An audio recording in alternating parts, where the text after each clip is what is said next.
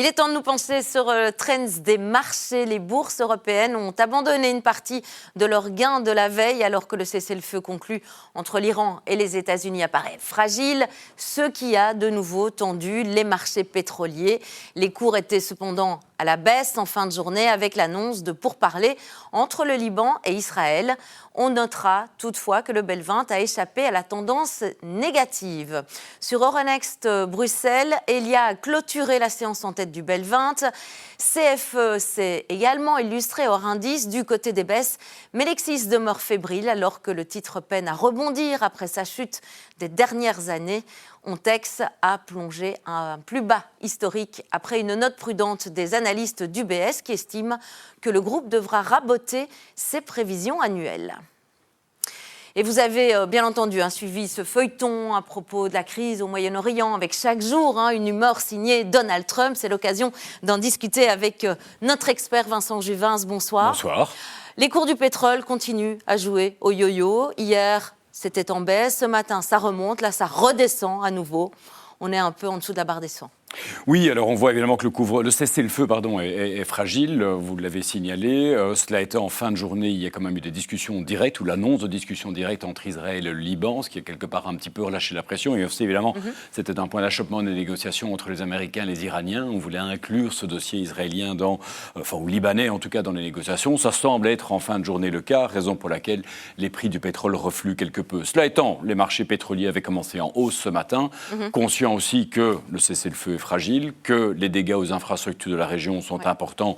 Le Qatar a d'ailleurs signalé que sur ces infrastructures gazières, il faudrait parfois plusieurs années pour qu'elles retrouvent leur niveau de production pré-crise. Et donc, les marchés pétroliers, les investisseurs s'attendent à ce que le prix du pétrole reste durablement plus élevé. Lorsqu'on regarde les estimations à 1 an ou 2, on est sur un baril du pétrole qui continuerait à fluctuer aux alentours de $75 le baril, c'est-à-dire quand même beaucoup plus qu'avant le début du conflit. Et donc, il faut se préparer, évidemment, à vivre avec un prix du pétrole plus élevé. Ça veut dire aussi que dans ce contexte, Vincent, les investisseurs, ils devraient augmenter le poids du secteur énergétique dans leur portefeuille ?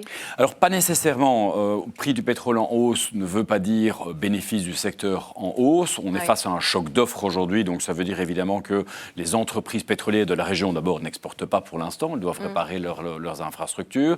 Ça veut dire qu'ailleurs, imaginons les pétrolières européennes, par exemple, elles pourraient, comme en 2022, passer à la caisse, les gouvernements leur demandant finalement d'utiliser une partie de leur super profit pour alléger la facture pour les consommateurs. On pourrait voir des gains pour les majors pétrolières américaines qui, elles, sont plus protégées dans le contexte actuel. Mais enfin, le secteur s'est déjà bien envolé en bourse cette année, plus de 30%, et il n'est pas sûr que les gains du pétrole, prix du pétrole se répercuteront sur la capacité bénéficiaire de ce secteur. Donc c'est un secteur qu'on laisse sur le côté chez ING pour l'instant. On lui préfère le secteur des énergies renouvelables. Oui, c'est ça. Et là, elles ont tendance à bien performer, justement. Oui, de manière plus durable. Alors, il faut savoir. En effet, il faut savoir que finalement, le secteur des énergies renouvelables fonctionne bien dans un contexte stagflationniste tel qu'on connaît actuellement. Il est d'ailleurs né dans les années 70, et puis c'est bien qu'on ait des éoliennes qui apparaissent à l'écran, puisque les premières éoliennes ont été déployées fin des années 70 par Vestas, 1979. Donc, ces crises énergétiques, elles entraînent finalement une diversification de notre mix énergétique. On l'a vu dans les années 70, où on a eu les premiers grands programmes d'investissement public en recherche et développement en la matière. On l'a vu en 2022 et on le voit à nouveau. Il y a réellement un focus sur ces matières.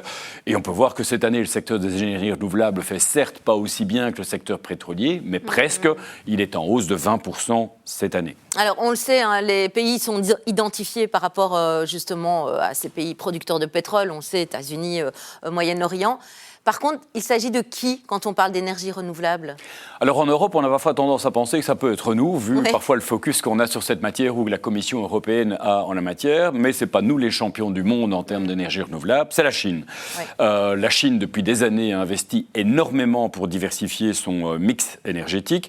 Elle a doublé ses investissements en finalement transformation énergétique de son économie. Elle investit nettement plus que les États-Unis et l'Europe, 50% de plus en termes de volume d'investissement pour le signaler. Et puis la Chine a des avantages stratégiques.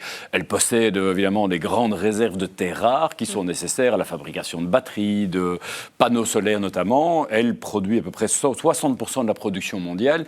Et en termes de raffinage de ces terres rares, elle contrôle à peu près 90% du raffinage. C'est vous dire qu'elle a une position stratégique dans ce secteur, tant et si bien qu'elle a une part de marché à peu près équivalente à 20% dans pas mal de, finalement, climate tech, comme on les appelle, panneaux solaires, éoliennes et évidemment, notamment les véhicules électriques, pour ne pas les citer.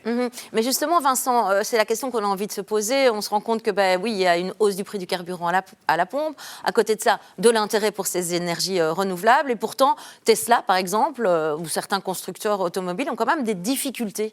Ça s'explique comment ? Alors Tesla est un cas particulier. Alors Tesla se définit en tant que tel, même plus comme une entreprise automobile. C'est peut-être aussi ce dont elle pâtit actuellement.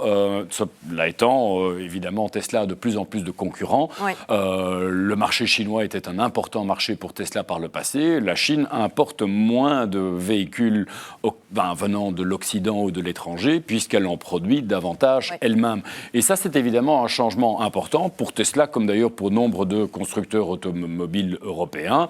Les importations automobiles chinoises sont en berne, alors que ces exportations sont en hausse. On a d'ailleurs vu le mois dernier un doublement des exportations de véhicules électriques chinois. La Chine est le leader mondial incontesté. 12 millions de véhicules électriques vendus, c'est plus que les États-Unis, l'Europe et le reste du monde réunis. Donc c'est vraiment le leader incontesté des énergies renouvelables et des véhicules électriques, et elle profite en plein de cette crise actuellement. On l'a donc bien identifié. Merci, merci à vous. Et merci pour votre expertise, Vincent Juvins.